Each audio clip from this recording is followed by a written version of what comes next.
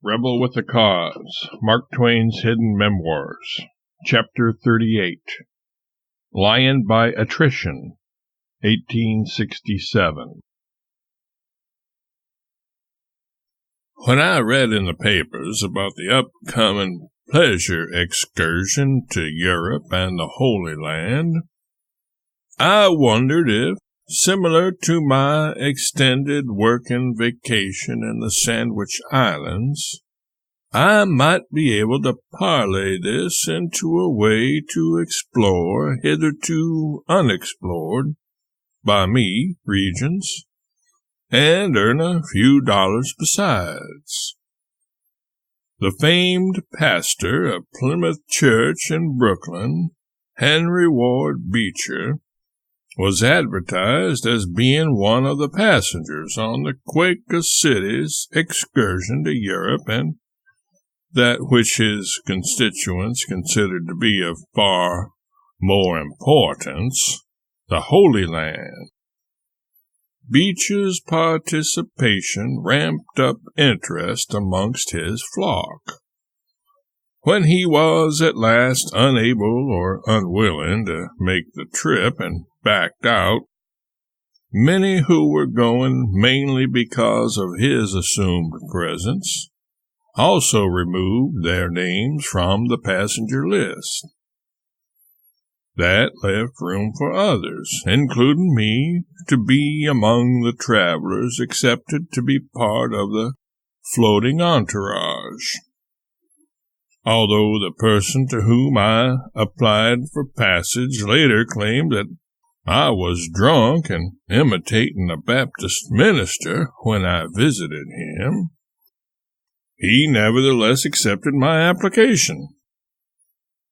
I had the money. That left a positive impression on him that outweighed any negative impression he may have otherwise construed about me. Editor's notes. Whether Twain was drunk when he applied for passage on the Quaker City excursion is probably impossible to know, but it should be noted that often people considered him to be in an inebriated state due to his slow, drawling speech and rolling gait. For example, the false impression one person had about Twain being in this state led to long-standing animosity between Twain and one of his friend's wives, Lillian Aldrich, wife of author Thomas Bailey Aldrich, who had refused to accept him as a dinner guest and upbraided her husband for bringing a person in such a condition into her home. When Henry Ward Beecher decided not to be an excursionist on the Quaker City after all, 40 of his parishioners then decided that they too would bow out. Another celebrity, General Sherman, also bailed, explaining that he had Indian wars yet to wage. Custer's last stand and the hounding of Chief Joseph and the Nez Perce across the Northwest still lay a decade in the future. Beecher and Sherman dropping off the passenger list left Twain the most celebrated person aboard, and he was given an upgrade to the best passenger cabin on the ship. With a passenger capacity of 110, the Quaker City ended up carrying only 65.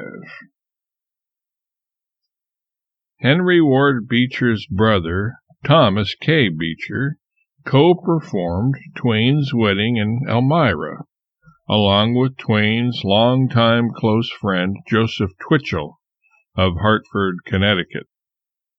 Isabella Beecher Hooker, sister of Henry and Thomas, ended up being a Hartford neighbor of the Clemens family, as was another sister, Harriet Beecher Stowe, author of Uncle Tom's Cabin. Twitchell was minister to an affluent community in Twain's neighborhood. Twain referred to the doxology works there in Hartford as the Church of the Holy Speculators, a sly reference, apparently, to the Church of the Holy Sepulchre which Twain saw in Europe while on the Quaker City excursion. Still, Twain considered the gospel-sharp Twitchell, a veteran of Gettysburg, one of the best of men, although a clergyman.